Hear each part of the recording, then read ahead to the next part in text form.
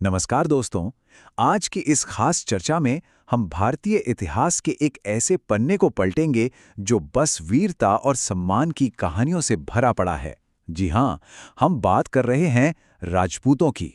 मतलब एक ऐसी अनूठी पहचान जिसने सदियों तक हमारे देश के राजनीतिक और सांस्कृतिक नक्शे को आकार दिया। तो चलिए, बिना वक्त गवाए सीधे एक रोंगटे खड़े कर देने वाली ऐतिहासिक घटना पर चलते हैं।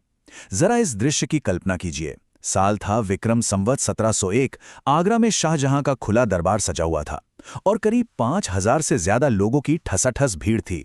मुगलों का पूरा दबदबा था वहां। लेकिन तभी उस भारी भीड़ के बीच कुछ ऐसा हुआ जिसने पूरे दरबार को सन्न कर दिया। हुआ कुछ यूं कि दरबार के उस तंग रास्ते में मुगल सूबेदार सलावत खान का कंधा राजपूत ठाकुर अर्जुन सिंह गौर से टकरा गया। अब सलावत खान के मुंह से एक गाली निकली ही थी कि बस अर्जुन सिंह की तलवार बिजली की तरह चमकी और एक ही झटके में खान का सर धड़ से अलग। बिल्कुल ऐसा ही किस्सा नागौर के वीर अमर सिंह राठौर का भी है, जिन्होंने गवार कहे जाने पर भरे दरबार में एक मुगल सूबेदार को मौत के घाट उतार दिया था। और सबसे हैरानी की बात जानते हैं क्या है? खुद शाहजहां ने इस घटना के बाद अर्जुन सिंह को यह कहकर छोड़ दिया कि भाई, गाली देने वाले का तो यही हश्र होना चाहिए। अब यहां एक बड़ा सवाल उठता है, आखिर भरे दरबार में सीधे बादशाह के सामने ऐसे खौफनाक और जानलेवा कदम क्यों उठाए गए? इसका सीधा सा जवाब है राजपूताना धर्म। देखिए, यह सम्मान का एक ऐसा सख्त नियम था जहां बहादुरी, वफादारी, मेहमान नवाजी और शौर्य से कोई समझौता नहीं होता था। यह कोई आम नियम नहीं, बल्कि उनके जीने का तरीका था। उनके लिए सम्मान पर आंच आना मतलब मौत से ही बदतर था। अगर हम इस राजपूत शब्द की जड़ों को टटोलें तो ये बहुत गहरी हैं। ये असल में संस्कृत के राजपुत्र से निकला है, जिसका सीधा सा मतलब होता है राजा का बेटा।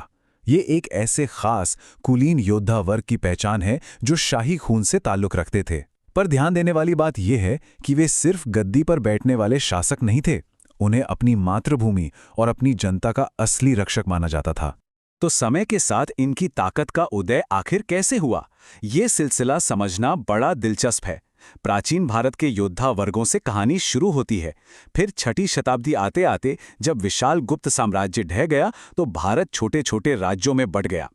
इसी सियासी खालीपन ने इन स्थानीय योद्धा राजाओं को अपने मजबूत राजवंश खड़े करने का एक बेहतरीन मौका दिया। और देखते ही देखते 8वीं से 12वीं सदी के बीच ये क्षेत्रीय शक्तियां विदेशी हमलों के खिलाफ एक बहुत बड़ी ढाल बन गई। और इन्हीं शक्तियों के उभरने से उत्तरी, पश्चिमी और मध्य भारत का पूरा राजनीतिक नक्शा ही बदल गया। मेवाड़, मारवाड़ और आमेर जैसे बेहद ताकतवर राज्य वजूद में आए। इन राज्यों ने सिर्फ अपनी सरहदों की ही रक्षा नहीं की, बल्कि अगर सच कहें तो सदियों तक भारतीय राजनीति को बहुत गहराई से प्रभावित किया। अब ये तो हम सब जानते हैं कि इतनी बड़ी राजनीतिक ताकत बिना किसी जबरदस्त सैन्य व्यवस्था के नहीं टिक सकती है ना। राजपूत योद्धाओं की ट्रेनिंग बचपन से ही शुरू हो जाती थी। घुड़सवारी, तीरंदाजी और तलवारबाजी का एकदम कठोर अभ्यास। खासकर उनकी घुड़सवार सेना, युद्ध के मैदान में उनकी गजब की रफ्तार और तेजी से पैंतरे बदलने की जो कला थी, वो पूरे इतिहास में बेजोड़ मानी जाती है। और सिर्फ सेना ही नहीं, उनके बनाए किले भी उनकी ताकत का एक बहुत बड़ा सबूत है।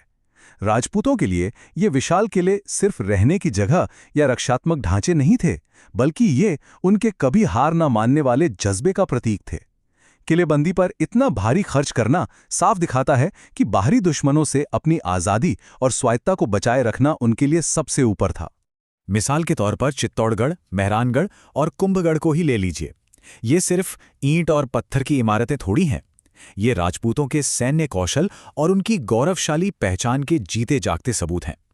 सच कहूं तो इन किलों की दीवारें आज भी उन अनगिनत योद्धाओं के शौर्य और बलिदान की गवाही देती हैं, जिन्होंने अपनी मातृभूमि के लिए अपना सब कुछ न्योछावर कर दिया।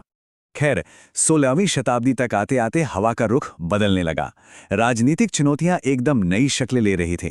मुगलों का साम्राज्य तेजी से फैल रहा था और ऐसे में राजपूतों ने जो रणनीति अपनाई वो बहुत ही दिलचस्प और दो तरफा थी। मतलब जब मुगल एक विशाल ताकत बन रहे थे, तब सभी राजपूत राजाओं ने एक ही लकीर नहीं पीटी, बल्कि हालात के हिसाब से बिल्कुल अलग अलग रास्ते चुने। इस दो तरफा रणनीति को समझने के लिए इन दो बड़े चेहरों को देखिए। एक तरफ थे आमेर के राजा मानसिंह, जिन्होंने बड़ी समझदारी से रणनीतिक गठबंधन और वैवाहिक रिश्तों के जरिए मुगलों के साथ सहयोग का रास्ता चुना।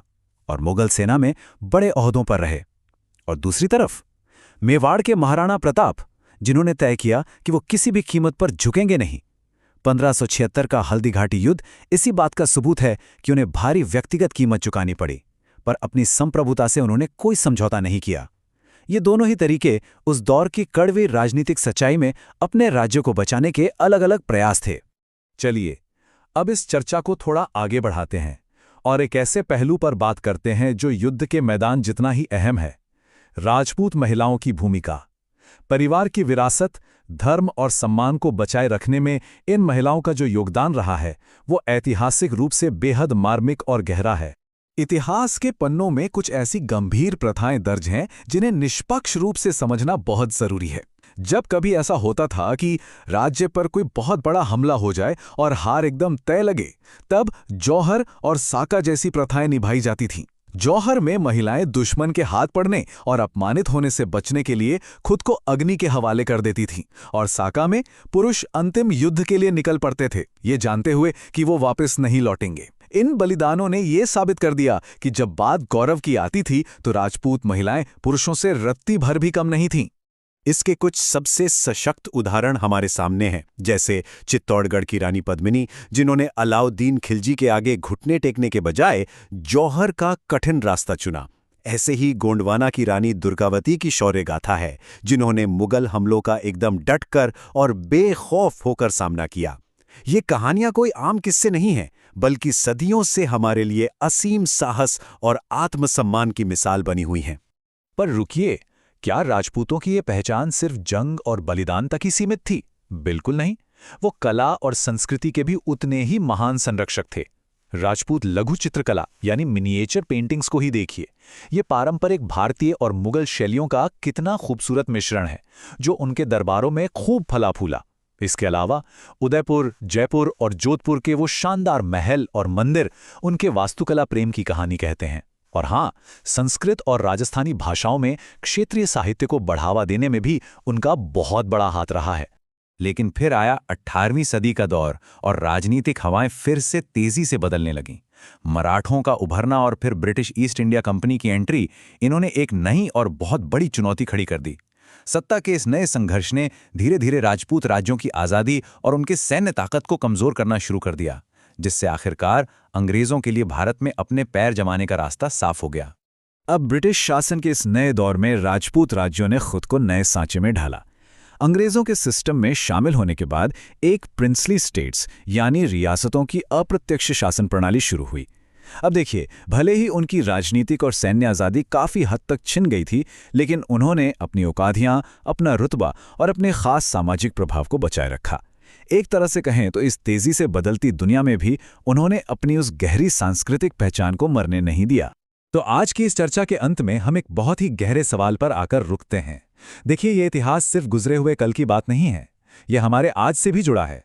अद्भुत शौर्य, उलझी हुई राजनीतिक रणनीतियों और सर्वोच्च बलिदान की जो विशाल राजपूत विरासत है, वो आज भी हमारी आधुनिक भारतीय पहचान के ताने बाने को कैसे आकार दे रही है। जरा सोचिएगा इस पर। ये एक ऐसा सवाल है जो हमें इस अदम्य भावना को और करीब से महसूस करने पर मजबूर करता है। हमारे साथ इस ऐतिहासिक सफर में बने रहने के लिए आपका बहुत बहुत शुक्रिया।